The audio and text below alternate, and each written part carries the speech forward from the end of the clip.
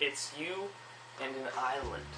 You're out in the middle of nowhere with nobody but yourself. You hear whatever's playing in the background.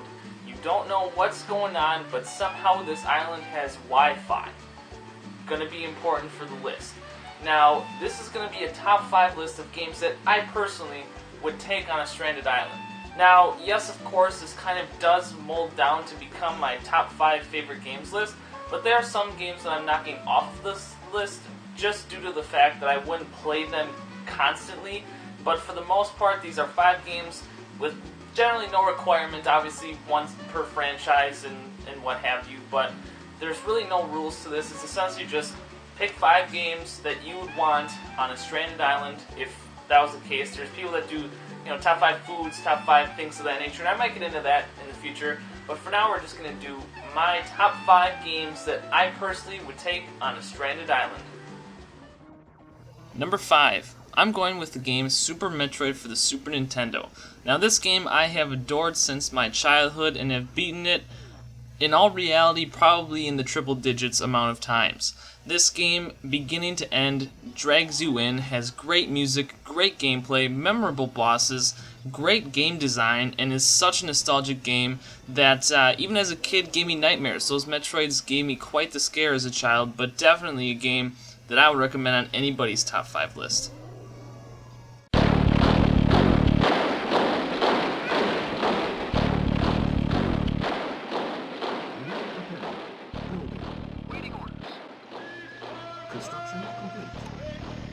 Number 4, I'm choosing Command & Conquer, Red Alert 1 for the Windows 98. Now, there are many other great games in the series. There are also many bad games in the series. Preferably speaking, the older ones are the better ones, the newer ones, not so much. Now, there are some exceptions.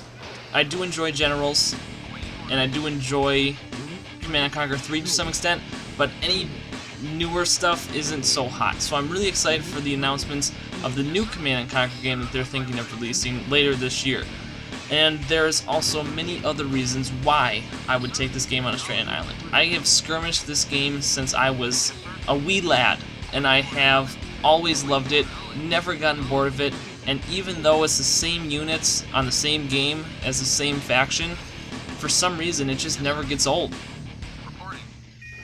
My number 3 pick is going to go to Mario Party. Only the ones for the Super Nintendo, those being 1, 2, and 3.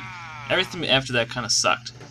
But Mario Party has been a game that I have played with family members, friends, strangers, since it came out. It's such a great game that you can either play as a team with the people against the computers, or you can be a complete dick and just try and win every time. I've never been too competitive at the game, and I always find enjoyment in playing the mini-games, as well as, surprisingly, the story mode as well.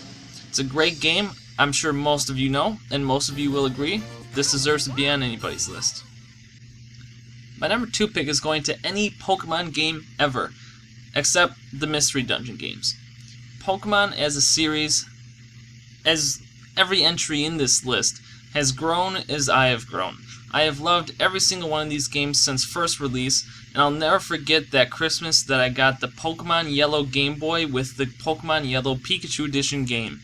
I still have both, and I still play both. This is a game that never gets old.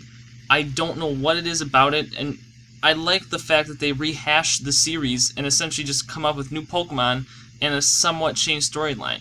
For some reason, it never gets old. And the addition of games like Pokemon Stadium, Pokemon Coliseum, and Pokemon Trading Card Game, the series is just something to be noted. And it's a great example of games that really you can play forever and ever and ever. And for that reason alone, I'm sure most of you agree this is a great entry to the list. For my number 1 pick of games that I would want on a stranded island, have to go with World of Warcraft.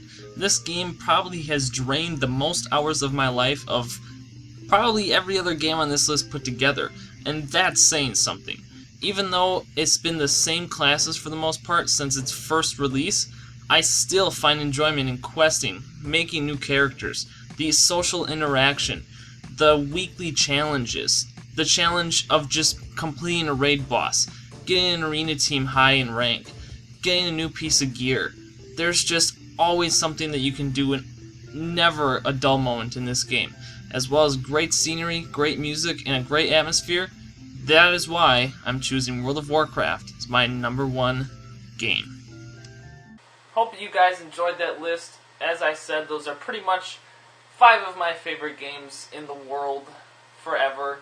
So let me know what your top 5 list is of games that you would take on a stranded island, and please like this video for more wonderful content.